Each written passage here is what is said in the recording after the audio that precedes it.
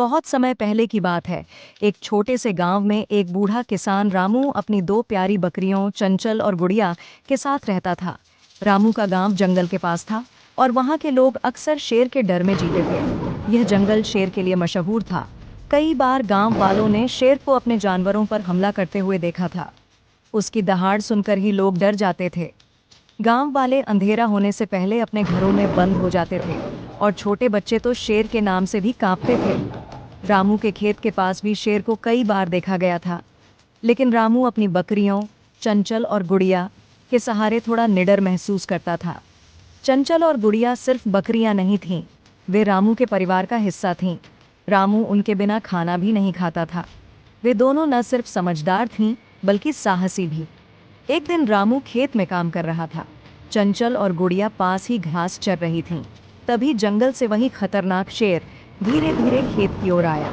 वह शिकार की तलाश में था और रामू को देखते ही उसकी आंखें चमक उठीं। शेर ने गुर्राते हुए रामू की ओर छलांग लगाई। रामू डर से जड़ हो गया।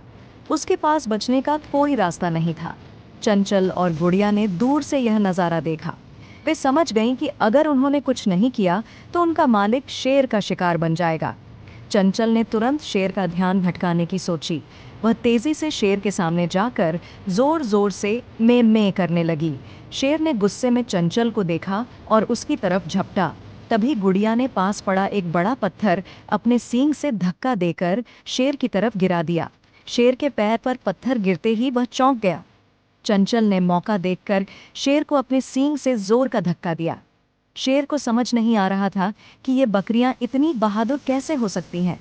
चंचल और गुड़िया की हिम्मत और एकता देखकर शेर डर गया। उसने सोचा, अगर मैंने इनसे लड़ाई जारी रखी तो मैं और भी बुरी तरह घायल हो जाऊंगा। वह जोर से दहाड़ता हुआ जंगल की तरफ भाग गया। शेर के भागने के बाद रामू ने चंचल और गुड़िया को धन्यवाद किया। वह खुशी और गर्व से भर गया। जब गांव वालों को यह बात पता चली तो उन्होंने चंचल और गुड़िया की बहादुरी की खूब प्रशंसा की। बच्चों से लेकर बुजुर्गों तक हर कोई उन्हें देखने रामू के घर आया। गांव का शेर का डर हमेशा के लिए खत्म हो गया। यह कहानी हमें सिखाती है कि चाहे दुश्मन कितना भी बड़ा हो, अगर हम हिम्मत और एकता से काम लें तो उसे हराया जा सकता है।